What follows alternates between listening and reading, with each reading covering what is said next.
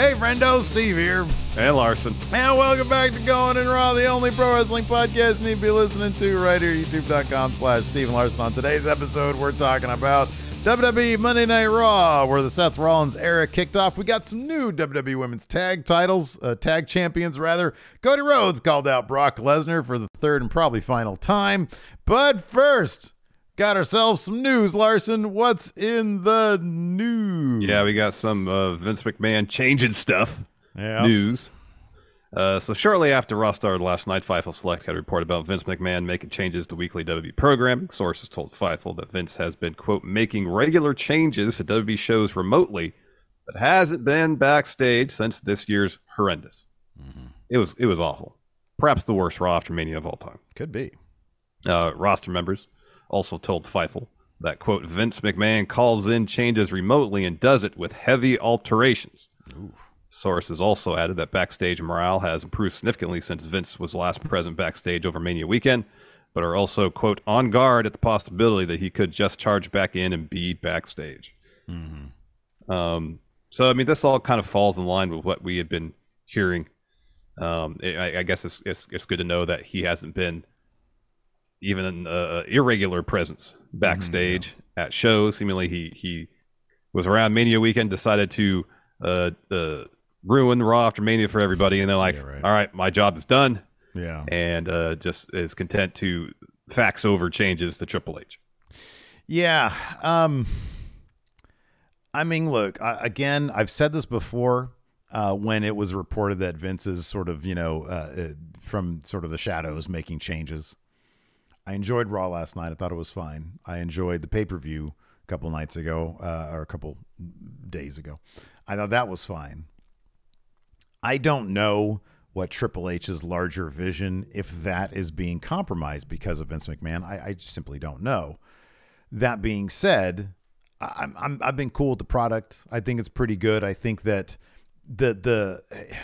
it's sort of hard to quantify this, but like, I don't know, people seem to be having more fun there, which could be because Vince isn't backstage. All the drama and baggage that comes with Vince McMahon being backstage. We had heard story after story after story. Yeah. So there was some other details in this Fightful Select report about morale being much improved since WrestleMania when Vince was around at the Raw after Mania. In fact, report mentions that the recent European tour was one of the most enjoyable ones that talent apparently had of late. Mm-hmm, yeah. And despite Vince making changes, talent still feel like they have some measure of freedom when it comes to doing their promos. Mm-hmm, yeah. So at least it seems like those aren't like scripted to the letter for everybody, at least. Well, yeah. I mean, you'd think that when the dude is there, probably, a lot more micromanaging, hands-on, just like, oh, I'm going to change this, change that. Being there from the shadows, outside of the weeds, not in the weeds, but outside of the weeds somewhere else. A lot less, meddling and people are happier. So I don't know. For right now, it seems like a decent middle ground because the product is decent. But again, Triple H did seem to want to focus on long-term, developments. And with Vince McMahon, he could decide on a whim from the shadows to change anything at any given time, and that could have a domino effect in terms of stories that they might want to tell. It makes you wonder if Triple H has to alter his sort of philosophy to accommodate, okay, this shit could be changed at any moment, so, how do I do that? Or does he just push ahead with his vision? I don't know. Somebody will write a book one day, and maybe if we get word that Vince is completely hands-off, we'll see what Triple H's vision really is. I hope we get to that point someday because I'd like to know what it's like with him without a net, Yeah, totally. Maybe it'll be crap for all I know. I don't know. I think we got a pretty decent glimpse of what, unfettered Triple H creative looked like from about, August of last year till early this year before Vince came back. I know he was still working probably within the narrative structure that had been set up because he didn't hit the reset button immediately. Mm-hmm. Yeah, right. But I think for a large extent, I would think, based on the stories that were ongoing, Triple H started, interjecting his voice and his vision in those storylines. I would think. Yeah. Could be completely wrong. It could be, there could have been a lot of stuff. Could have been a lot of stuff kind of laid out, and he's like, "All right, fine, just carry on, and I'll just fill in the details a little bit." Don't know. Don't know. Yeah. I don't know if we're ever gonna know, but yeah. So I'm gonna write a book someday about it. Maybe Bruce Pritchard, after he's done, he'll write a book about it. A lot of people will just have to mention this because, man, people love Alexa Bliss. We've got some real Alexa Bliss fans, that usually enter our comments. Sometimes their name is literally Alexa Bliss fan, and they'll have a little avatar of Alexa Bliss. They might go a little overboard. It was announced. She announced that her and Ryan something or other. Ryan Cabrera. Thank you. Are pregnant. So that's awesome. She's going to be gone for a long time. So she's been gone for a little while now. She's going to be gone for even longer. And I think they said it's due in December. So who knows how long, how much time, maybe in perpetuity she's going to want to be a mom, or maybe she's going to want to come back as soon as possible. She seemed to enjoy wrestling and seems to be a very creative person. Because she's been out with like a skin cancer thing, I think. Yeah. But our best goes to Alexa Bliss. Being a parent is pretty cool stuff. So yep, good for her. Yep, indeed, good for her and good for her husband. Yeah, absolutely. So let's talk Raw. Kind of the major thing coming out of Night of Champions, of course, was Bloodline starting to implode. However, that's a SmackDown storyline, so we didn't get any of that last night on Raw. Right. We did get more Cody and Brock. That seems to be headed towards match 3. Cody came out, dropped a promo, pretty much says, "Brock, you couldn't make me tap out, therefore you're now scared of me, so I issued open challenge to you. I'll give you my schedule. Here, have my day planner. And meet me wherever." So you can go to a random house show, and then suddenly Brock's going to show up and lose to Cody Rhodes. I think Cody probably keeps his schedule in his Trapper Keeper. It's got like all the different Olympic sports on it. On a beige, folder on the inside. I don't know where he keeps his schedule, but yeah. So when is Brock? Do you think this is going to be this is like a very specific Brock cash-in situation? Like Brock is now he's cashing in his own briefcase for another match with Cody, because that's tantamount to a title opportunity, apparently. Right. Well, he is above titles. He is the man, in his own words. A chance to best Cody with his godlike powers, apparently. All the things that Brock Lesnar has accomplished, multiple-time world champion, beat The Undertaker's streak, destroyed John Cena with 16 German suplexes and whatnot. None of that means a damn unless he's beaten with finality Cody Rhodes in a best-of-3 series. Yeah. That really matters, and so Cody Rhodes is offering that challenge. Well, I mean, he did beat Cody. He made him pass out. That's a victory. No, I meant in a best-of-3 series. That's what I said. Oh, gotcha. Yeah. Okay. Yeah. Well, yeah. I mean, guys, Brock will have to do it again. He's not going to, but he'll have to try, I suppose. He'll have to try, and if he fails, he has the other things, the other accomplishments, as minor as they are, to fall back on with his legacy. Leisha Harding here gifted 10 subs to the community. Thank you so much, Leisha. We appreciate it. Also, congratulations to John Hosey for winning the Big Blue Predictions Challenge. Let me see if I can get John's. I know the Twitch streamers can see it. Let me see if I can get it up here for the YouTubers. There's John right there. This is the picture that he asked to send over. That he sent over. That he asked that I put the Big Blue Friendo Club strap on. So I think this is a Dragon Ball Z character. I don't know the guy's name because I don't think this Funko Pop is actual John Hosey. And he's carrying the Big Blue title right there. So congratulations, John. That's awesome for you. Congratulations, John. Bested 168 other friendos. He was one of 169. So yeah. Yes. And thank you everybody who joined us over the weekend watching Night of Champions Double or Nothing, participated in the predictions challenge. Yeah. We weren't terribly high on Double or Nothing per se, but the thing is though, we're getting paid by WWE to say good things about their show and bad things about everybody else's shows. At least one of the commenters in our YouTube comments accused us as such. Yes. Said we're getting paid that sweet e-money from the feds to be e-drones. And look, I'm telling you right now, look, Nick Khan, Vince McMahon, you pony up enough cash. Oh man. Objectivity, out the window, Larson. Well, see if you're transparent about it. I'll tell the people. I'll show them the burlap sack of doubloons. Yes, with the dollar sign on it. With the dollar sign on it. Yeah. And I'll say, this is what I'm getting from Nick Khan from his personal account. He made the withdrawal to say great things about WWE and bad things about the other companies. Shill here, absolutely. Yeah. I'd do that shit in a heartbeat if the money was good. But it's not true, unfortunately. Our honest opinion was double or nothing, more nothing than double. You got that right.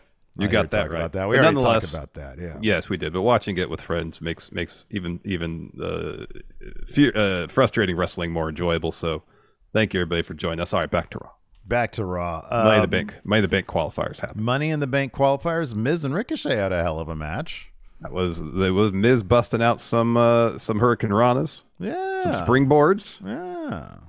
Doing some stuff we don't normally see from the Miz. Yeah. Expanding his arsenal of moves. This late in his career, that's awesome. That's good for it him. Is. You're going in there against Ricochet, a guy who's nothing but just a massive arsenal of cool moves. Mm-hmm. And you got to bring your game. Unfortunately for the Miz, didn't matter. Ricochet went over to qualify for Money in the Bank. Great move because he's awesome. He's going to have some cool ladder spots. I predict he's going to be the guy who has like a big ladder spot on the go home episode of whatever. Yeah, I know. And he might be the guy taking a lot of the rougher bumps in this match too. Mm-hmm. Yeah. Then also Shinsuke Nakamura defeated Bronson Reed in a really good match. Yeah. They really protected Bronson in defeat to advance to the Money in the Bank ladder match. So I don't know. It's an interesting bit of creative they're doing here for both Nakamura and Reed. Well, they'll get wins to a point, only to lose to whoever happens to be higher on the card at that current time than them. Seemingly, although it seemed like Nakamura and Reed were kind of on parallel trajectories. This was sort of like, okay, who's going to be closer to being a depth guy, Nakamura or because I was sort of surprised they had Finn Balor pick up that win over Nakamura a couple weeks ago, or last week, whenever it was. And so, yeah, this was kind of a test on that, but they went over.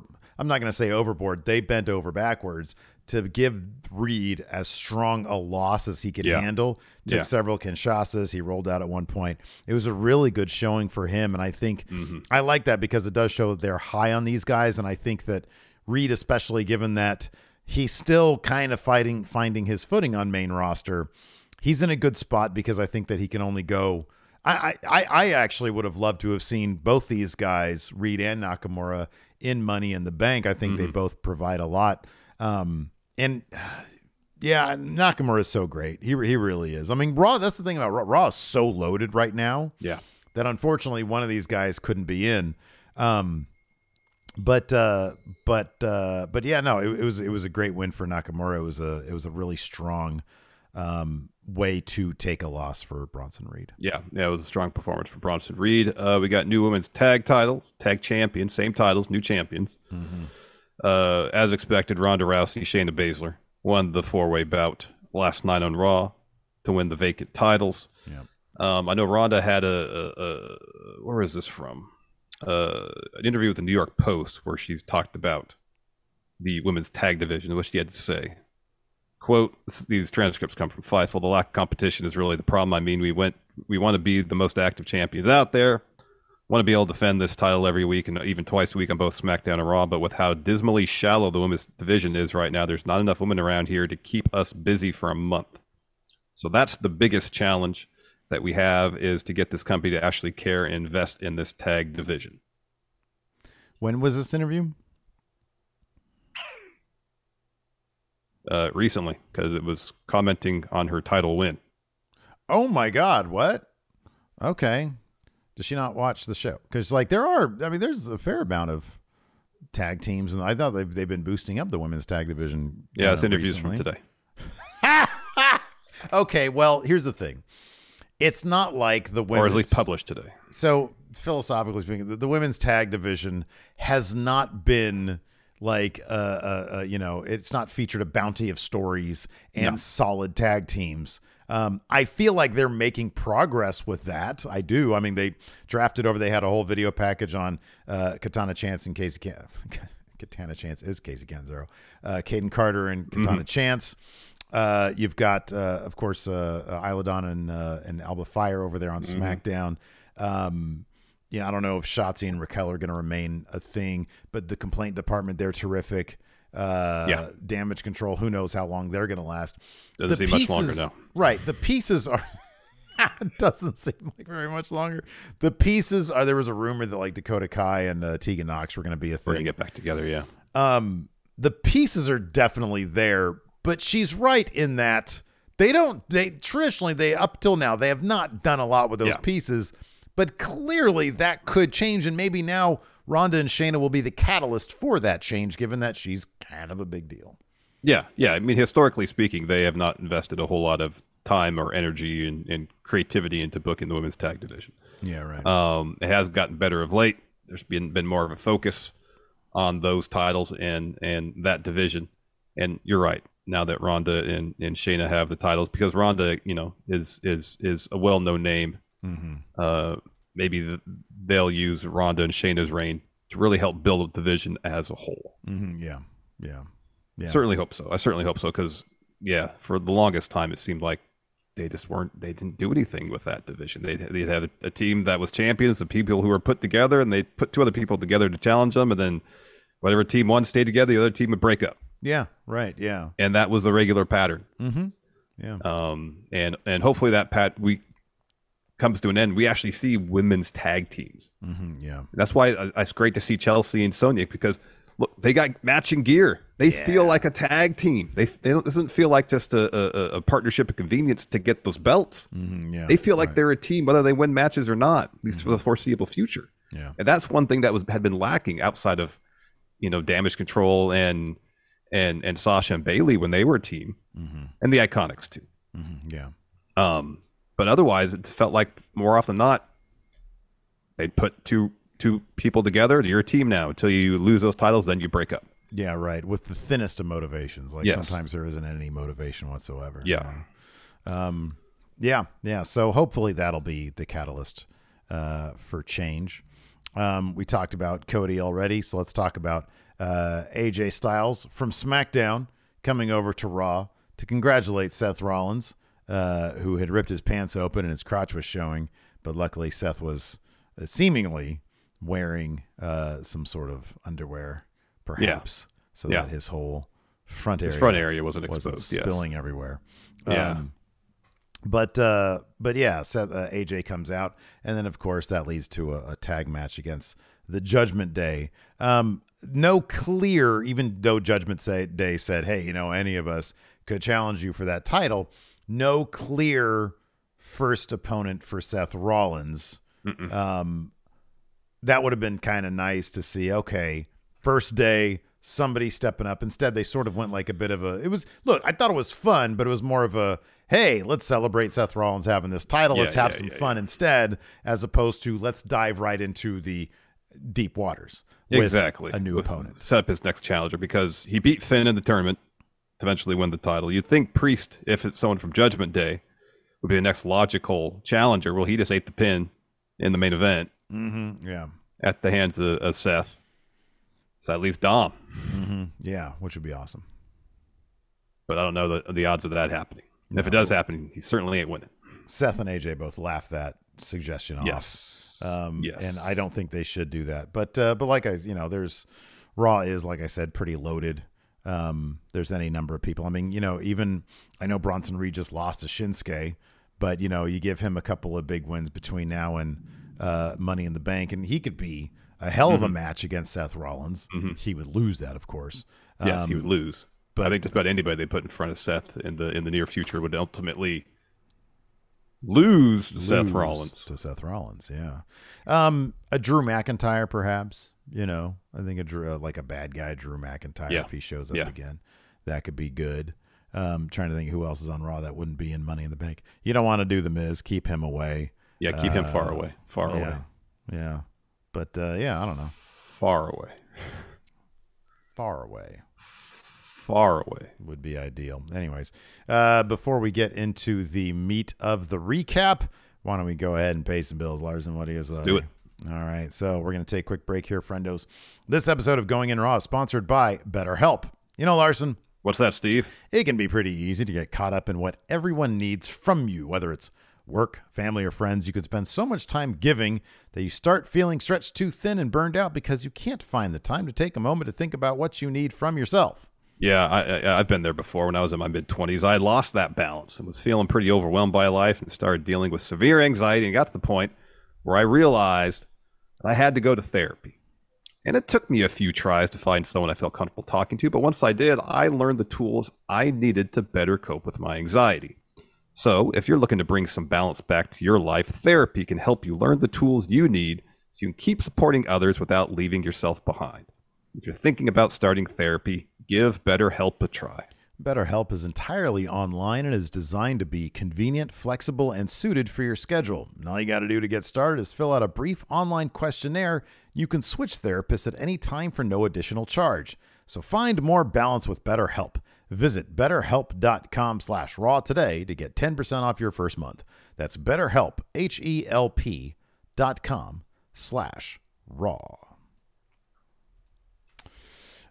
So Raw kicked off with Seth Rollins doing a promo. Shout out once again to Chris Garrix for getting these notes to us.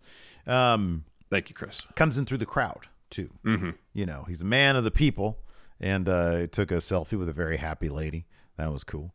And having a good time. So anyways, he comes out and he basically, I'm not going to do this word for word, because he just sort of, says, hey, I'm going to be a fighting champion. Hey, I'm going to be around here. I'm going to be fighting every week. And you guys are going to be singing my jam. And of course, they start singing. But then AJ Styles' music hits. And he's like, listen, I know I'm supposed to be on SmackDown, right? I get it. But I couldn't resist coming here to Raw to say, congratulations. I gave you everything I had, almost like you knew what I was going to do before I did it. The WWE Universe says you deserve it. And they're like, you deserve it. And he's like, they say that you deserve it, but I don't think you deserve anything. And they're like, boo. Seth is entitled to that title. He should be, they did the thing with the double thumbs down. And then he threw a big swerve at us. He says, you earned the right to be world heavyweight champion. And then Seth is like, oh, I see what you did there. He's like, look, after the beating I gave you at Night of Champions, you earned this. And he puts out his hand. Yeah. Ooh, yeah, he does that. And then they shake their hands. And Judgment Day comes out, Larson. Yeah, Finn comes out acting like he's going to vomit. Bleh, bleh, bleh. He says, oh, is this making you feel sick? Whatever this is makes me want to puke. And Damian Priest says, yeah, I'm feeling nauseous. Let's turn this into a positive. What is it, Rhea? What we always say? And Rhea says, the Judgment Day run Monday Night Raw. Mm-hmm. And they all get on the apron. And then Priest says she's right, but after the bloodline imploded, Judgment Day, we run the entire WWE. And Finn says we beat the undisputed tag champs, something even Roman Reigns couldn't do. And Rhea says, from the champion, she's looking at Seth here, to just another champion, I wouldn't get too comfortable with your World Heavyweight Championship because the inevitable is one of us will take it from you. And Finn says, could it be Damian? And Priest is like, oh, thanks, man. Well, I think you could do it. And Rhea says, or it could even be my Dom. And the crowd and then goes, Seth boo. Both look at each other and they start laughing. Mm-hmm. And then Dom says to AJ, I beat you. Yeah, but they're still booing him. Yeah. So then Rhea steps up to AJ and Finn says, we saw you two clowns beat yourselves half to death. And then Dom interjects and says, we'll finish the job tonight. And then AJ goes, did you hear that? Almost sounds like they challenged us. And Rhea confirms, yes, challenge. Seth says, yes, we accept challenge. Any two of you against the two of us in the main event of my show, Monday Night Rollins. And so our main event is set up. Yeah. I got a quick super chat here from Mason. Says, can you each pitch what you want to see as the World Heavyweight WrestleMania match? I'm going to go with the rumored one of Gunther Cody, and that leaves Seth and Roman for the main event of the night. Man, you're starting to move all in for Seth and Roman for Mania. I don't know if it's like it's what I mean. I do. I'd love to see it. I think it'd be awesome because I think the storytelling potentials are actually better than Cody. Mm-hmm. So yeah, and Seth he constantly references Roman. So yeah, he does. I'd like to see it. Does this mean you don't want Cody to finish the story? Oh, I don't know. He can finish the story. He could still finish it because Roman's got to beat Seth. Yeah, he does. So you fast forward to WrestleMania 41. That's where the finish. Yeah, 2 years of adversity, 2 years of him, with tactical wrestling errors. with broken limbs. Right, exactly. He gets lobotomized, but then they put the brain part back in. Don't think it works that way, man. Oh, absolutely. Put it in a jar, some fluid, and you'll be fine. I don't think it works that way. It happened to me. It works that way. Oh, it did? Wow. Come on, man. Pitch your World Heavyweight Championship WrestleMania. Man. Oh, sorry. I got distracted by lobotomy. Drew McIntyre and Gunther. Oh, that's Gunther a good one. goes over. Yeah, that's a really good one. I like that. At that point, would Drew be the bad guy and Gunther be the fan favorite? Yeah, sure. He smiles a lot. He does. He was smiling a lot last night. He was smiling a lot. He's having so much fun. I like to see people have fun. I know, me too. I like when people are having fun. He's having so much fun. A guy having we're fun. backstage. Yeah. Pierce, he's on the phone. He's having fun talking to his boss, Vince, Triple H, who knows. And he's like, I think this is the match that has to happen. And he's like, hold on a second. So Seth and AJ over there. AJ's giving Seth static about the big hole in his pants. And Seth's like, listen, Pierce, it's my first night. Make the match. And Seth accuses AJ. He's like, unless AJ's scared, I'm scared. I'm not scared. And Pierce is like, listen, AJ, you got your gear? He's like, yeah, of course I do. He's like, make it official. Have Seth change his pants. And then Pierce is like, all right, I'm going to make it official. So he makes it official. Were you able to find the instance where Seth ripped his pants? Nah, I didn't really look into it too deeply. I'll be honest, completely honest with you. Did not notice it when it happened. Maggie texted me. She was like, look, Seth's pants blew up. And I was like, oh, my God, what the hell? So, yeah, shout out to Maggie for paying attention to Seth's crotch area and then watching the fruits of that labor. Thank you, Maggie. Didn't quite see the fruits there, to be honest with you. Then we had a first Money in the Bank qualifier, Ricochet and The Miz. As you mentioned earlier, Miz was doing some high-flying stuff, hitting a Rana, springboard, that kind of stuff. In the end, it wasn't enough. He's looking for a skull-crushing finale. Instead, Ricochet rolls through. Miz rolls him up, though, turns it to a 2, but then runs right into a roundhouse kick. Ricochet hits kind of like a standing sliced bread. Follows with a huge shooting star press to get the win. I'm going to mention this comment here real quick on the YouTube chat. Then we also have a super chat. Bryant says, I love Steven Larson, but don't get the hate against The Miz. He's improving every week. It's a great promo. I don't get it. I love the idea. Look, Miz he's been around too long and he hasn't really changed up his game at all. I do love, and that's my thing. It's just his thing isn't really what I'm into. But I love the idea that he's improving every week. He's been doing it since like 2006. Yeah. Yeah. Yeah. And I don't really see a ton of improvement. He's already really good at what he does. It's just what he does kind of bores me, to be honest with you. Yeah, he's good at a very particular thing. Yeah. And if you enjoy it, great for you. He's a great utility player. He is a great utility player. Right. Yeah.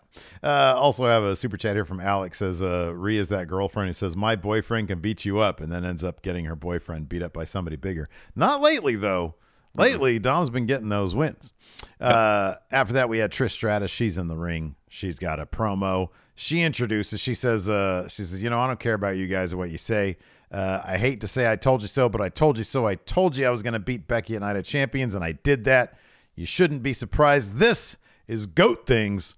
This is what happens when you're number one. This is what happens when you're it. Now Becky can crawl into her dark hole and go through her stuff like everybody goes through. She says, well, not when you're thriving and you can give a shot to a real superstar now, like the one who took my side at Night of Champions. Not that I needed the help, but because she wanted to help. A superstar with more attitude, aggression, and ruthlessness that I haven't seen in a long time, Zoe Stark. So Zoe Stark comes out and she says, I came here to make a statement and be the best. Who better to learn from than the OG herself? She says, I could have taken the long, hard, difficult road, or I could be smart and be led by Trish Stratus. She's so giving, so humble, so kind. So now that I have the floor, I want to say, thank you, Trish. And Trish says, you're welcome. And then she's like, hey, what's on your face? And she's got like a bruise under her chin. Yeah.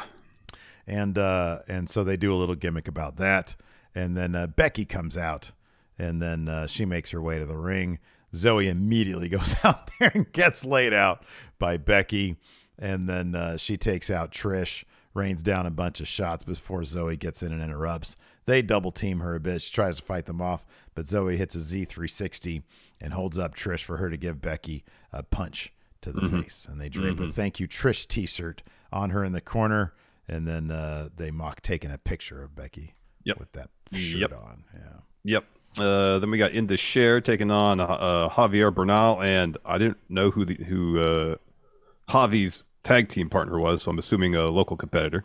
Neither did I, but I didn't appreciate Corey not seeming to. Was Corey giving shout-outs to Javi for being on NXT? I swear he was like saying, "Oh, who is this guy?" They picked up some stuff. No, I can't remember if it was Corey or Kevin Patrick said this is, a PC. Oh, okay. Student, whatever, Javier Bernal. I love big body Javi, man. He's great. Yeah, he's got a ton of personality. Anyways, this match wasn't very long. Inda Share destroyed Javi and local enhancement talent, hitting that sidewalk slam elbow drop combo to get the W. I like Jinder throughout this match was just kind of standing, kind of like sideways, not really looking at the ring, but just kind of glancing over there. Yeah. It didn't look like a terribly comfortable way to take in a match, but it looked cool.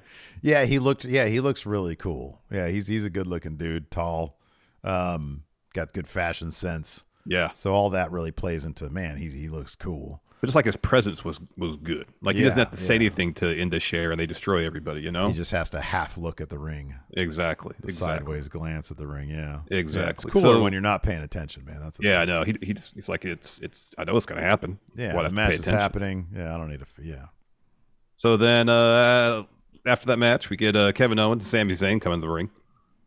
Sami's on the mic first, says obviously we're feeling pretty good tonight at Night of Champions. We won. We didn't just defend our titles, we won. We set out to do exactly what we wanted to do. We watched the bloodline crumble. It was the worst night of Roman's life, and Roman, you deserve everything you got. This is the last thing I have to say about Roman. You may be the greatest of all time. You might hold that title for another 1,000 days.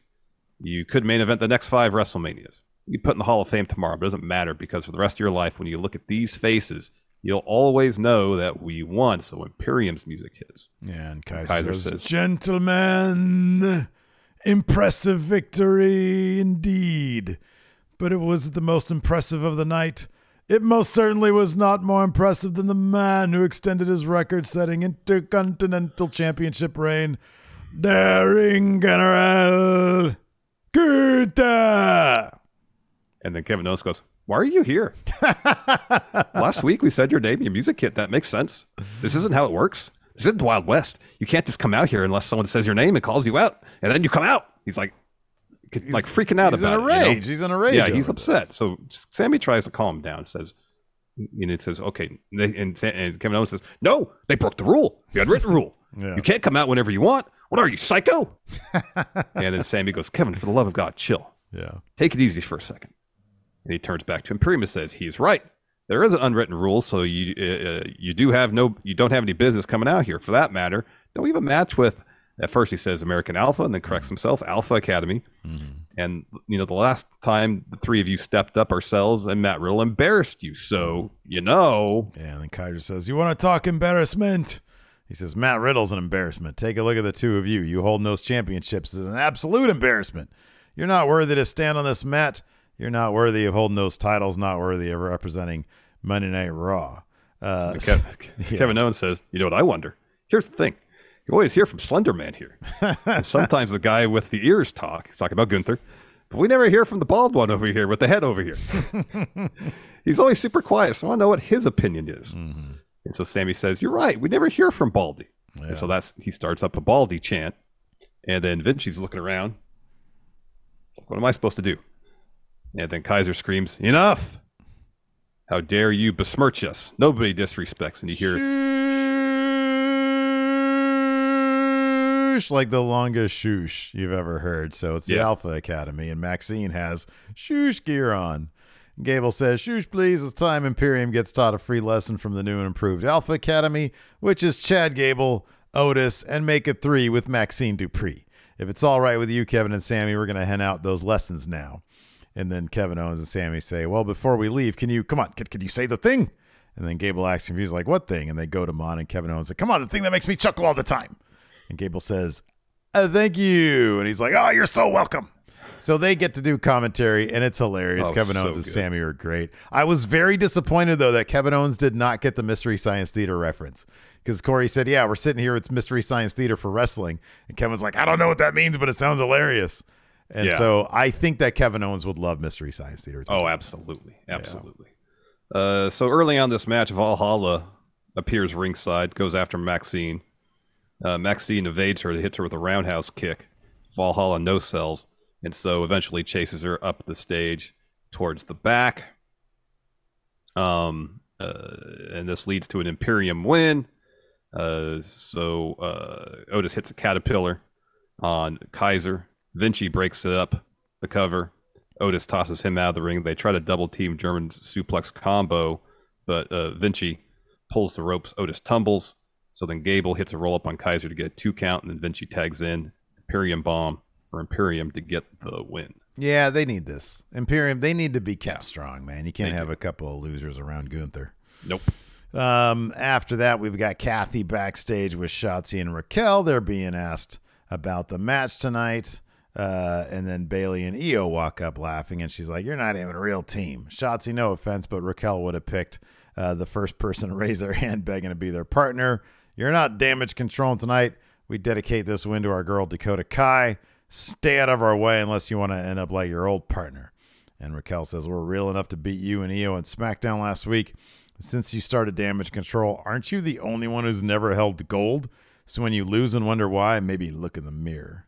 Ooh. What'd you think of this Candice LeRae video package? It was very peppy. It was very babyface. She's like, "These wings represent the fairy tale I'm living. My life is a dream. Everything's great." I mean, they're trying to come up with something for her. Yeah, I like that aspect of it. You know, as opposed to her just showing up with no character, no direction, no motivation. Yeah. They put some effort into this thing. Yeah, this short, it was pretty short video package provides all those things. Yeah. So now that has to translate into interesting stories. I just feel like the Way need to be like the Way are bad guys. Like they were so good because they weren't even like bad guys. They were very, very charming bad guys. Yes. But it worked so perfectly for them. It really did. And you know what? Look, like you said, it's a showcase. It's a video package. It was like produced and everything. But yeah, I hope that they give her a push because Candice obviously is a phenomenal wrestler. Absolutely. She's so good. Then we had the women's tag title 4-way next. You had Raquel and Shotzi taking on Shayna and Ronda against Damage Control and Chelsea Green and Sonya Deville. This is a fun bout. As we mentioned earlier, Shayna and Ronda get the win here. Yeah, Shotzi did a big senton from the top and then landed right into Ronda Rousey tapping for an her armbar. Yeah. And she didn't do the thing where she kind of just like wraps the person's elbow around her own elbow. She actually had a legit armbar on. You know, obviously wasn't cranking back on it as you would in the octagon. Yeah. But a legit armbar, so Shotzi taps pretty much immediately. Shayna and Ronda get the win. Fun bout though.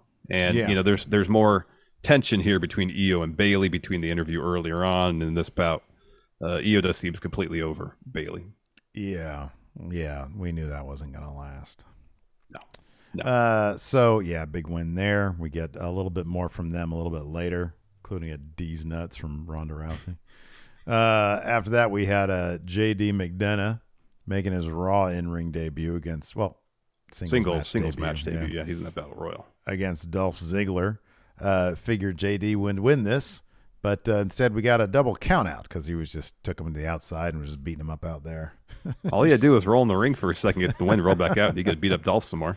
Yeah, I don't get it either. I mean, you don't need to keep Dolph strong. What are you doing? And it wasn't even like such a savage beating that it was like, oh wow, this guy is something. He's scary. He just threw him into the ring steps. Yeah. It wasn't until after the bell he was like stomping on his head. They gave him. I think they used his previous theme song though with JD McDonough. Oh, maybe the old theme and the new theme wasn't that different though. It wasn't a big difference, but the driving, I don't know, chord or whatever. Dun dun. Yeah. Dun, dun, sh, dun, dun, sh. And that was it came back like No, that's good to hear. I think they just had the wrong file probably. Like I think some of these theme songs are so like similar that it's like, wait, which one is this? If only they do that with Gallus's theme. I know. Somebody needs to mess up, like delete that the newer one. I know. Yeah. Oh, I can't stand it. It's not that. Yeah, that's what you do. You start and then you go down. Not that's too much. Yeah, I know. So, anyways, after the double count out, JD just starts stomping on Dolph's head against the ring steps on it. Then we get a video package for Cody and Brock at Night of Champions, and then Cody comes out to make his top of the third hour, promo. Yeah. So he gets the mic and says, "So Albany, what do you want to talk about? I know it's hanging in the air at Night of Champions. Due to ref stoppage, I lost to Brock Lesnar. My contemporaries told me I was foolish, that I was crazy to not tap. There's a reason. Not because it didn't hurt. It was career flash before your eyes type pain, but I didn't tap because that's not the man I want to be." Yeah, he's much stronger than that. Is that inspiring to you? It is. It really is. I'm not going to lie. Got a little misty-eyed during this promo. All right. Larson. Did you feel invincible when he said that? Did I feel? I started to. I started to, right. and then I had like 2 Twinkies, and I was like, "Oh, I feel like crap." Oh, I'm tapping out. Yeah, felt my career flash before my eyes. Yes. So he continues. Says, "Years ago, sure, I would have tapped out. Lived to see another day, get a second chance. I experienced so many highs and lows that I know the second chances are few and far between. There used to be a wildly popular WWE superstar in this ring who said never give up. Why didn't you just say John Cena?" I don't know. There's a joke in there somewhere. Maybe. He says, "Never giving up hurts like hell in a Kimura for 3 minutes, but nonetheless, Brock, I have a question for you. And I have to ask this to you in front of a camera because you're not here tonight. I'm assuming you're taking your annual vacation." I mean, it is Memorial Day weekend. He says, "Brock, are you satisfied with this being done? You have victory over me. I have one over you. It's 1-1. Are you satisfied? I hope not.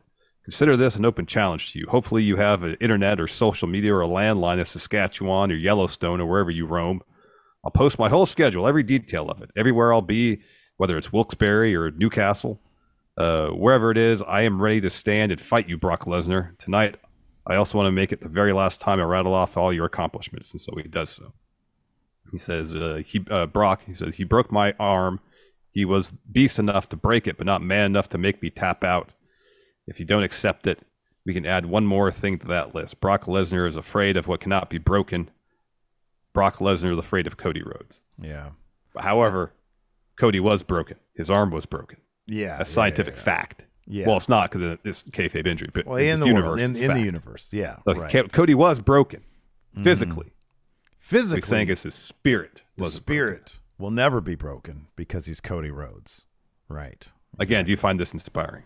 I mean, even you reading it in your monotone, grizzled man voice. Yeah.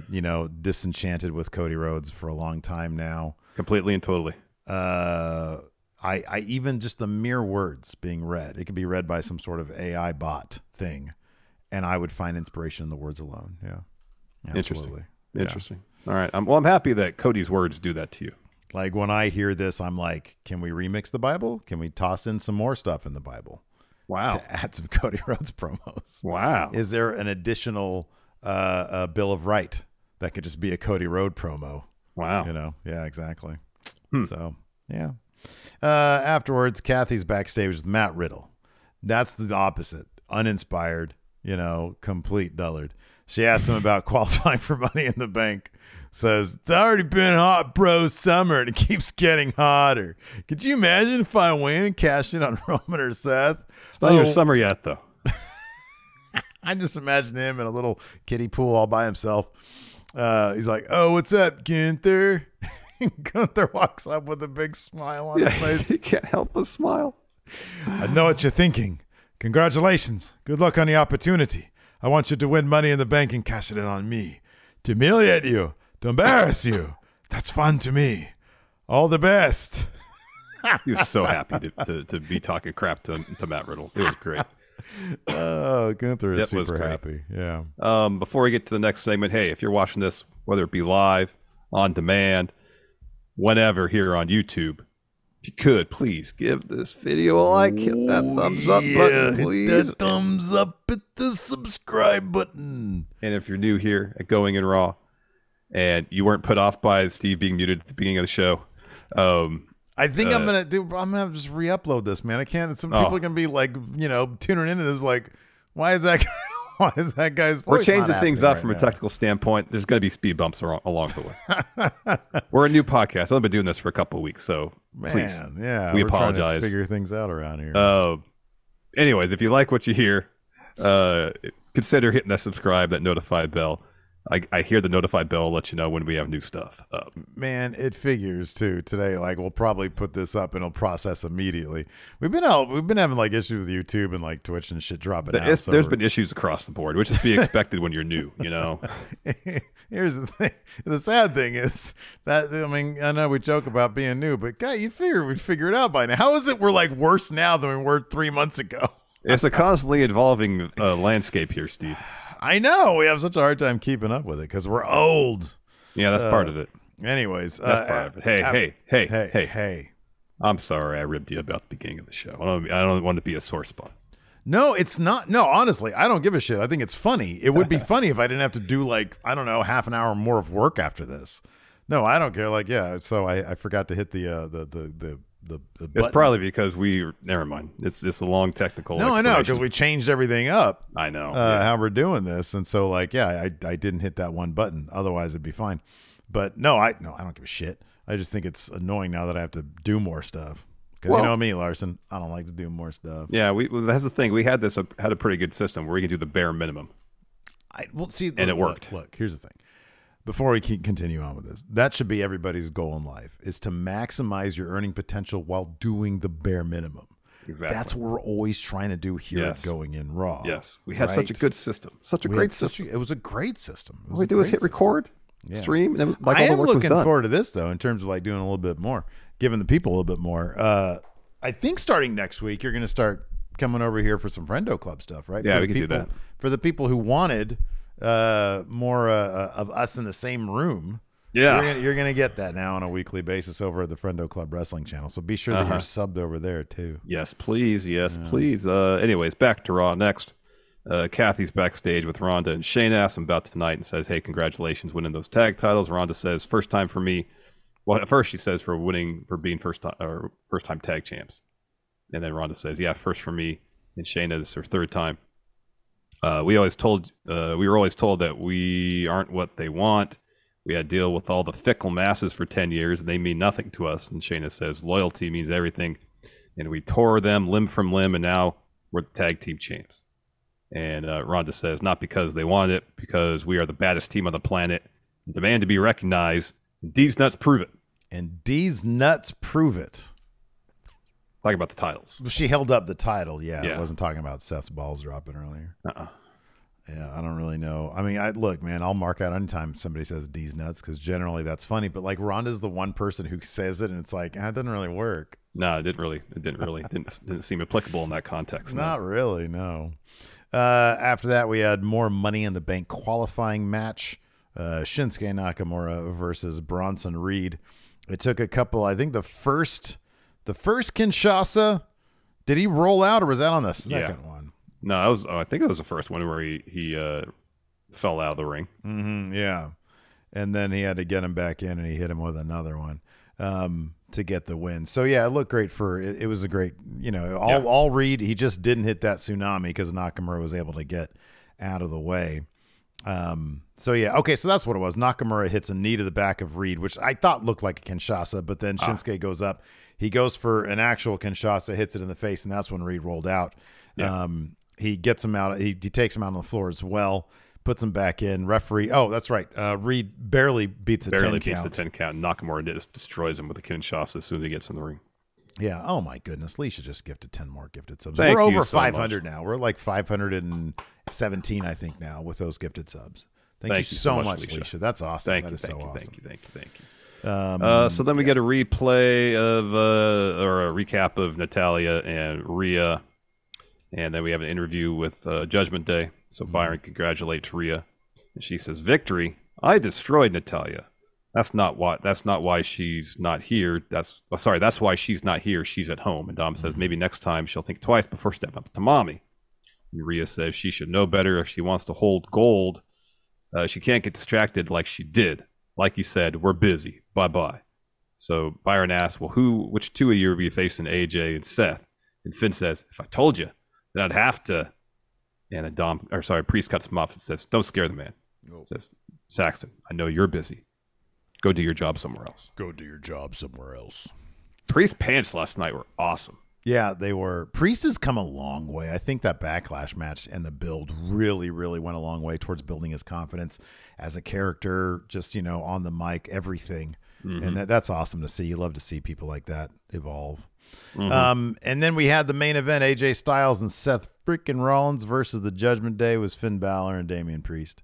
And yeah, this was just tons of fun here, man. This was really good stuff. Yeah, they get about 15 minutes. There's that great bit. They did the mirror of the HBK and Melina from back in the day where Seth comes out because Rhea's like preening to the crowd and he sort of goes and he puts his arm around her and then they both look at each other like, ah! It was funny stuff. It was cool. It was funny. It was a really fun bout. Ultimately, AJ and Priest get tags. AJ hits Damian with the Pele kick, hits the Ushigoroshi on him as well, sliding knee to Balor. Seth flies in with a suicide dive to take out Balor as AJ's looking for nominal form. Priest, though, just backs up to the opposite side of the ring, hits AJ with the razor's edge, gets a 2 count there because Seth breaks it up by stomping Priest in the head. Yeah, that was cool. During the cover. And so Seth is like cheering on AJ to go over here and tag him in. He does. Seth sets up in the corner for another stomp, says, night, night. Stomps Priest to get the win. Yeah, that was rad. Yeah. No, I thought it was a really fun Raw, man. Yeah, it was. It flew by. It didn't drag on. I watched it live too. Like, I was doing all the tests and stuff, and I was like, you know what? While I'm sitting here watching Raw, I might as well run the test. And then, like, so it was on Twitch. I just wasn't. I put up a GIF of me eating cereal and a bunch of Stone Cold Steve Austin pictures. And then text that clearly says this is a test, so people knew that I was just testing. But I was like there, and so like we had, I don't know, 50 people just hanging out. Chief Frog Splash gifted 5 subs, so that was cool. During a test stream. But then I was running like betting. I was running predictions and stuff during the thing, so people could actually have something to do.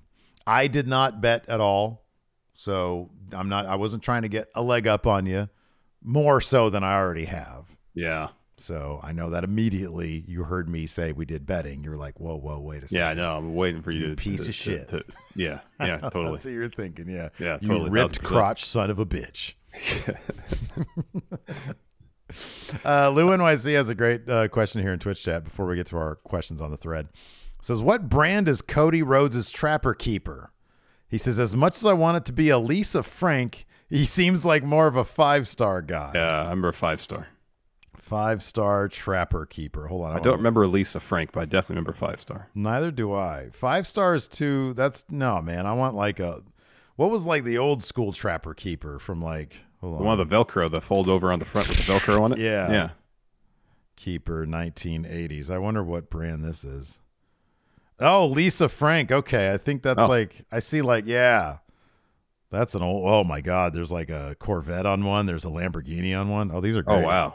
These are awesome. Okay, then it probably was Lisa Frank then. Yeah. Richard Biggs here re-upped his Friendo Club membership for thank you so much. A month, and he says gifted. Maybe he got that gifted, the original one. I don't know. Oh, maybe he just says gifted. Anyways. We got a super chat here from Metaskipper. Asks who else joins the Trish Appreciation Society. Zoe. I think Chelsea and Sonya would be awesome. Oh, that's a great idea. That would be awesome. That is a great idea. That's a great idea.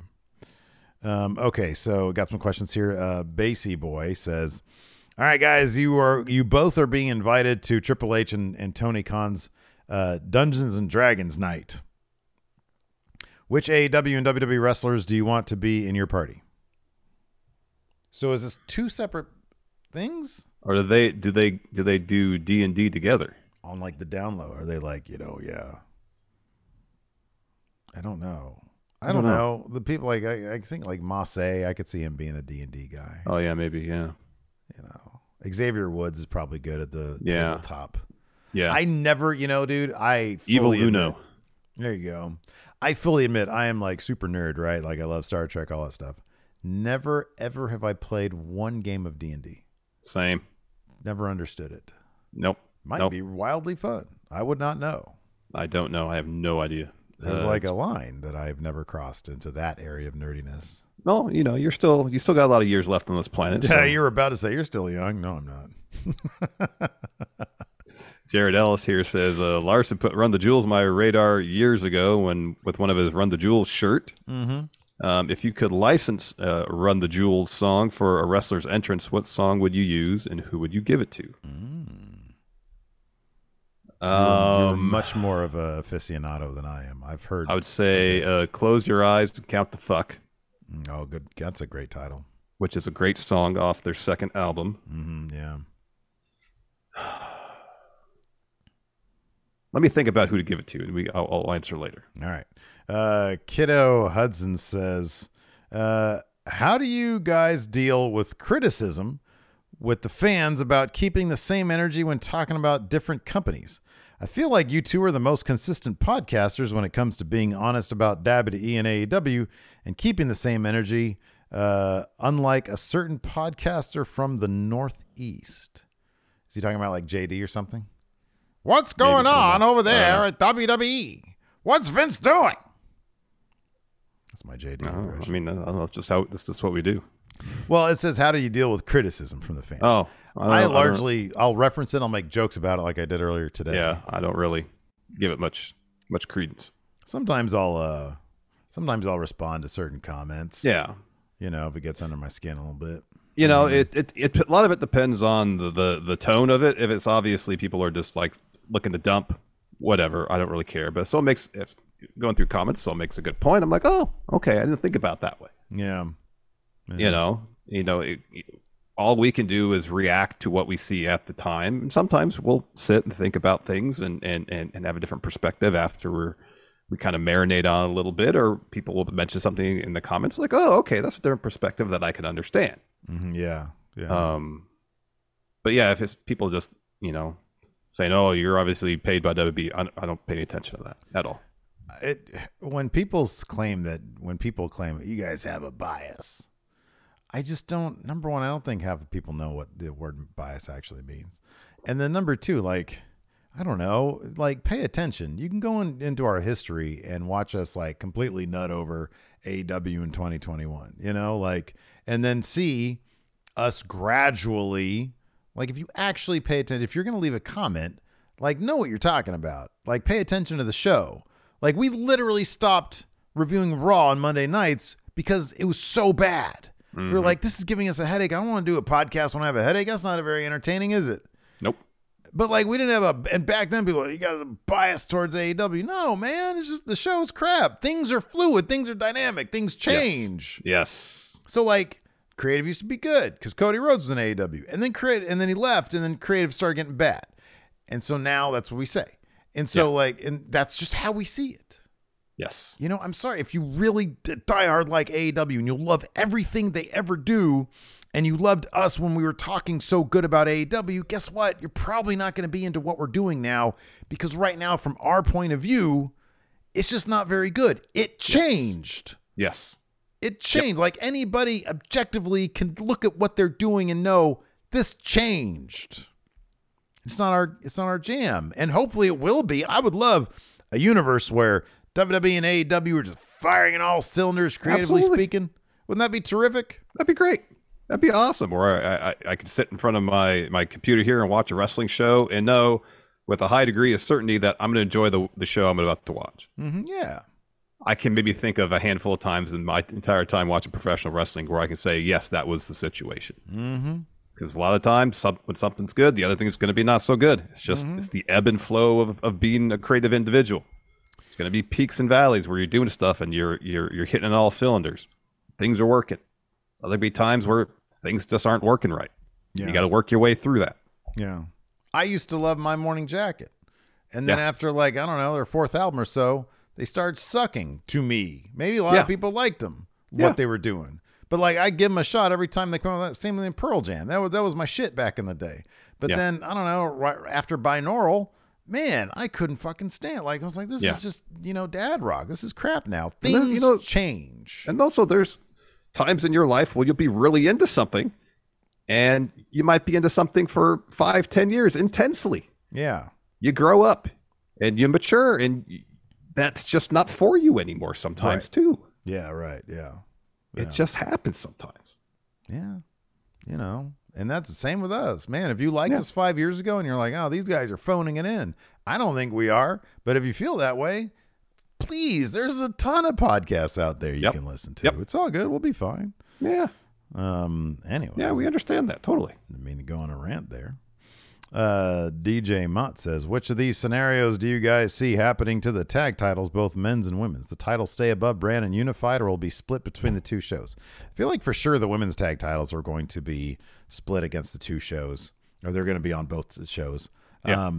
The men's tag titles, I don't know. Besides them teasing it months ago that they were going to split them, it doesn't seem like they're going to split them anytime soon. I don't think they have a plan. No. They will make that decision when they're sort of forced into making a decision, or have a story idea that would warrant them either splitting or unifying them properly into one. Yeah. I think that's the thing, is they're waiting for a storyline reason to do a split. Right. We got a couple of questions about Pyro here. Nikyle asks, how much more special does Pyro make a title change tournament winner or battle royal winner?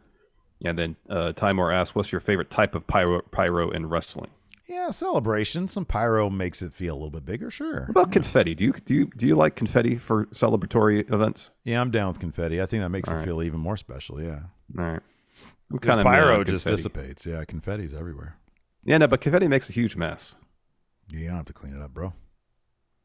I know, but like when they did the confetti after Statlander won, and the next match, and the confetti's all over the floor. Yeah. I'm like, oh man, someone's gonna roll out there and try to do something and slip on the confetti and get hurt. That's all good. I think that's overstating a little bit, but I think that's interesting because that's your personality. It is. You know, I like chaos. I like mess, so I'm cool. No, I'd look at a situation to see every potential opportunity for injury or pratfall. Random ass shoe right there. I don't know what that's doing there. Get the going in Raw sign isn't even up where it's supposed to be. I know exactly. I might trip on that right there. You never know. I got a piglet back there on my couch. But yeah, pyro, like pyro, more pyro, please. Yeah, I'm cool with pyro as long as I'm not right next to it. Yeah, you about jumped out of the what luxury box we were in when the Dudley's pyro went off at SummerSlam 2016. Not gonna lie, I soiled myself. Yeah. You blew out your pants like Seth did last night, huh? Yeah, an explosion in my pants. Let's see here. Ooh, this is an interesting question. Faux Suede says, in what ways could AI change or improve wrestling as a whole? I mean, I kind of feel like Tony Khan could go to Chat GPT and write scripts there, and it'd probably be better than what he's been turning out lately. As long as his roster is from September of 2021. Yeah. Yeah, I don't know, man. I don't know. Like, could it be involved in the creative process? Maybe. I don't know. I'm skeptical. I just saw something I don't know how truthful it is, that somebody wrote like 90 something science fiction novels in 9 days using AI. You think they're any good? They're probably bonkers weird. They're probably really weird, but I don't know. That's like, you can have the machine churn out a work of fiction or a bunch of soulless bullshit. Yeah. And that's the thing, is like, what's the vision behind it? What are you trying to actually say with this book, as opposed to just conjuring up a narrative? Yeah, right. Yeah. You know, like thematically, what is it about? Yeah. And I haven't endeavored to write anything in AI, so I don't know if there's a way to imbue it with any of that stuff, or if it's just you type in a synopsis and you get 20,000 words back at you. I don't know. You know where it might help, because we talk about structure. If it becomes clever enough, if somebody's able to crack some sort of algorithm, maybe it could be. If look, there's never going to be. I'm saying this now, but there probably will be a time when performers will be replaced by AI, and that would suck. But for right now, let's say you have two wrestlers, you want to put them in a feud, right? If you might be able to use AI, if you have, you got your entire roster. And for some people, maybe if you got a weekly show, it's like, okay, I need to book out storylines for a roster of 30 people over a span of 20 weeks, like from pay-per-view to pay-per-view or whatever. We're talking about AEW, right? It's like the logistics of how many matches do you want? How many promos do you want? How can you schedule them out over these few weeks? And let's say you have 10 stories you want to tell from pay-per-view to pay-per-view. It might help from a logistical standpoint because, as I've said, writing week-to-week wrestling, and that's not to say this is what the promos are going to say. It's booking it out so that there's no overlap. There's no, giant gaps where weeks are missing of stories. Like we've criticized about the Keith Lee Swerve thing. If there's something in place where you can insert, okay, I want this story, this story, this story, this story, and then it can spit out a schedule for you.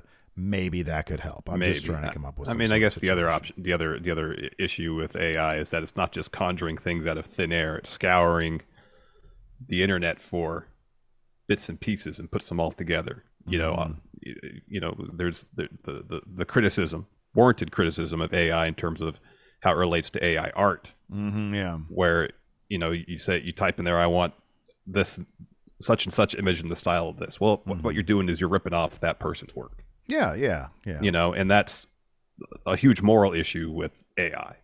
It is in such, like, honestly, it's probably going to be the kind of thing where AI is going to change everything over the next 50 years, and even 5 years from now, I think there's going to be a lot of jobs that are going to be replaced by AI, and there's going to be a lot of jobs created because of AI, for like real people.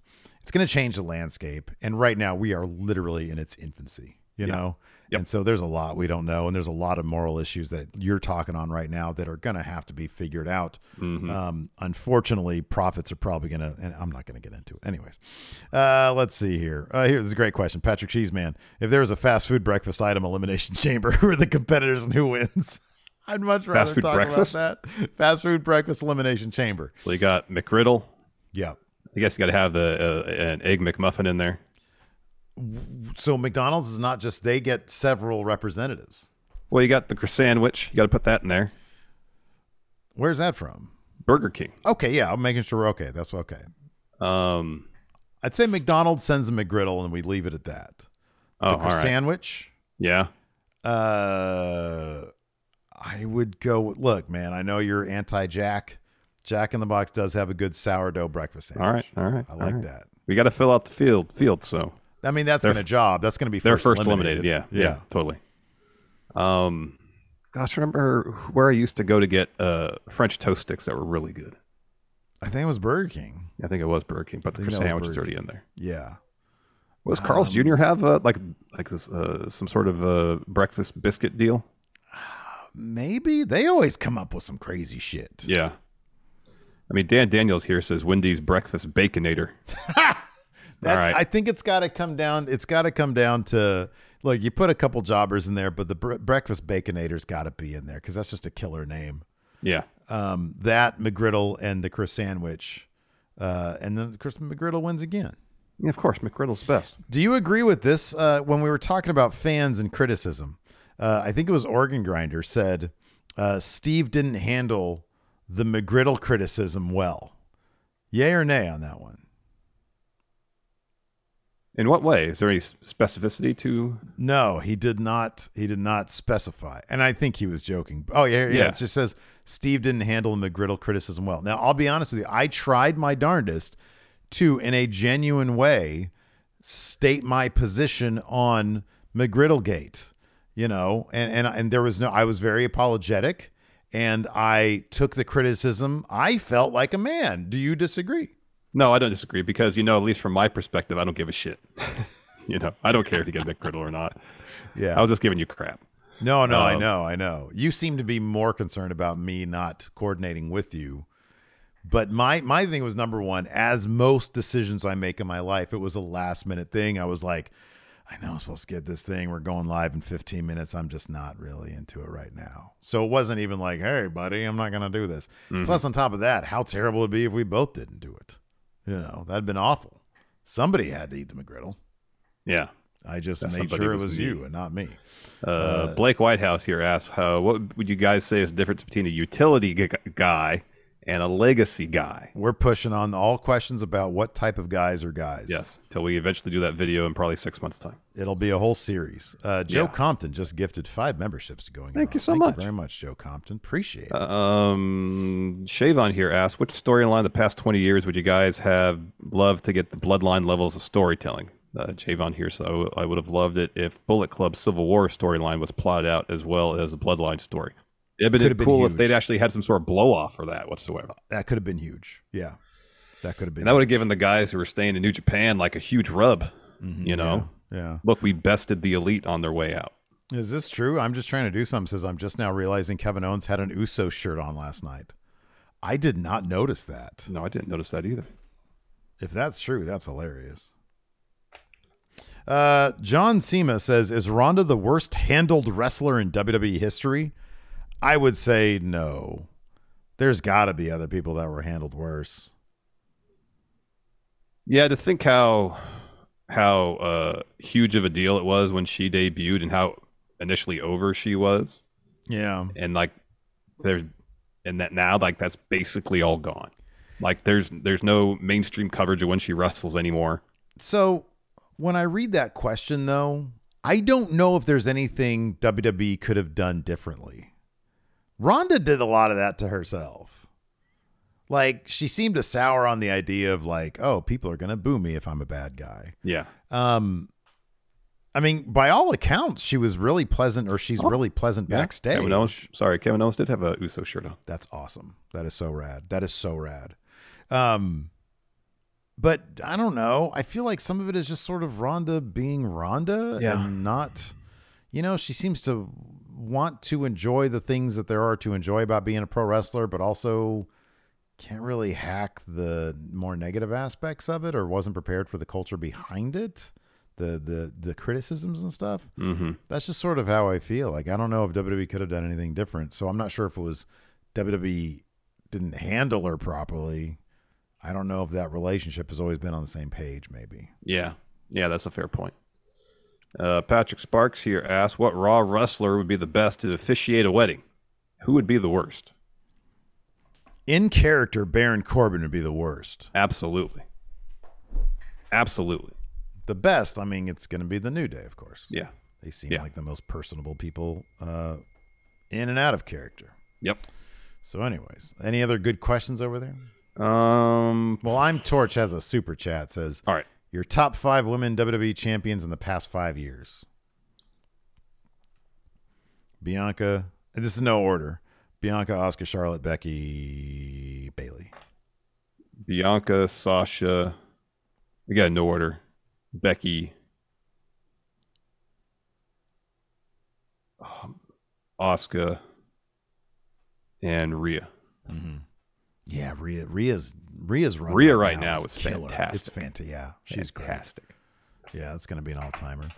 Anyways, that's going to do it for the show today. Thanks, everybody, for tuning in. We appreciate it. Till next time, we'll talk to you later. Goodbye.